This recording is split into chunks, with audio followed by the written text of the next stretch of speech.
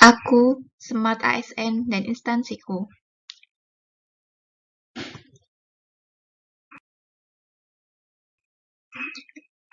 Assalamualaikum warahmatullahi wabarakatuh.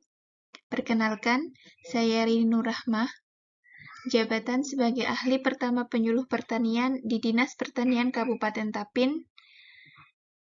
Saya sebagai peserta Latsar CPNS golongan 3 angkatan 12 kelompok 4 BPSDMD Provinsi Kalimantan Selatan tahun 2022. Pada kesempatan kali ini, saya akan berbagi tentang monolog aku, Smart ASN, dan instansiku.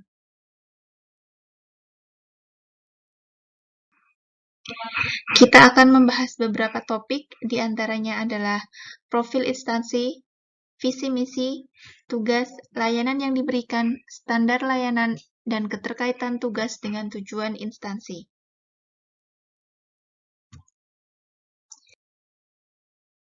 Yang pertama adalah profil instansi. Dinas Pertanian Kabupaten Tapin awalnya adalah Dinas Pertanian Tanaman Pangan dan Hortikultura Sejak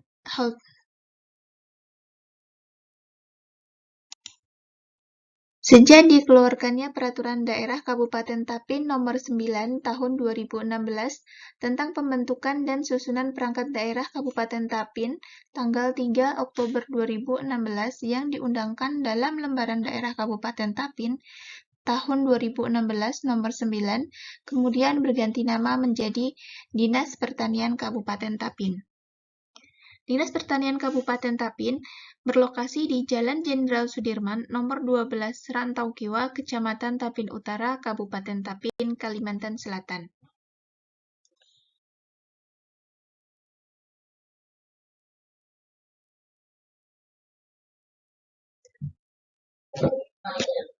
Dinas Pertanian Kabupaten Tapin memiliki visi terwujudnya pertanian yang maju, berdaya saing, dan berbasis sumber daya lokal menuju masyarakat pertanian yang mandiri dan sejahtera.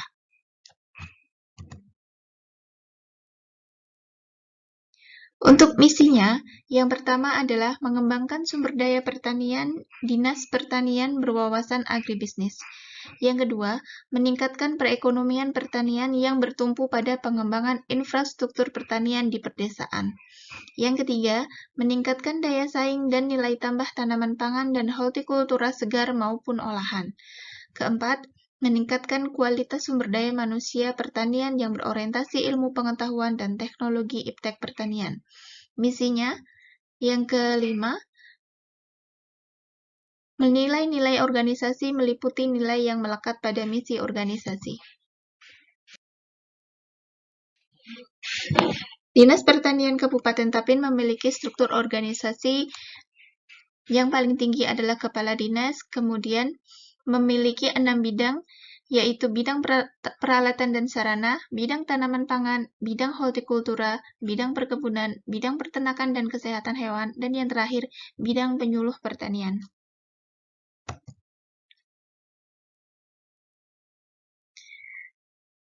Tugas pokok sebagai seorang penyuluh pertanian, menurut Permenpan RB Nomor 35 Tahun 2020 tentang Jabatan Fungsional Penyuluh Pertanian, yang pertama adalah melakukan rekapitulasi dan pengolahan data potensi wilayah sumber daya alam, sumber daya manusia, dan sumber daya ekonomi.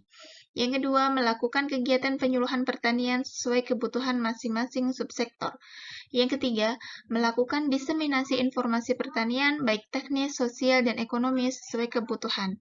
Yang keempat, mengumpulkan dan mengolah data penumbuhan poktan, peningkatan kelas kemampuan poktan, dan penumbuhan dan pengembangan gapoktan. Dan yang kelima, melakukan evaluasi peningkatan kapasitas poktan, gapoktan, dan KEP. Untuk layanan yang diberikan adalah yang pertama, tentunya adalah penyuluhan, dan yang kedua, konsultasi, dan yang terakhir, informasi dari pemerintah. Yang dimaksud dengan penyuluhan tentunya sebagai penyuluh pertanian melakukan penyuluhan baik tentang budidaya maupun permasalahan yang ada di bidang pertanian. Untuk konsultasi, kami melayani konsultasi bagi petani maupun masyarakat umum untuk berkonsultasi tentang permasalahan yang ada pada pertaniannya maupun pada masalah ketersediaan bibit maupun pupuk. Sedangkan informasi dari pemerintah adalah kita sebagai jembatan pemerintah untuk menyampaikan informasi dari atas ke bawah. Standar layanannya, yang pertama menyertakan bukti fisik dalam melakukan pelayanan kepada petani agar mudah dipahami dan diterima. Yang kedua, selalu bersikap tulus dalam melayani dan memenuhi kebutuhan serta masalah petani. Yang ketiga, memberikan pelayanan dengan sigap dan responsif. Dan yang terakhir, memberikan pelayanan yang berdasar pengetahuan dan kemampuan yang dapat dipertanggungjawabkan kepada petani.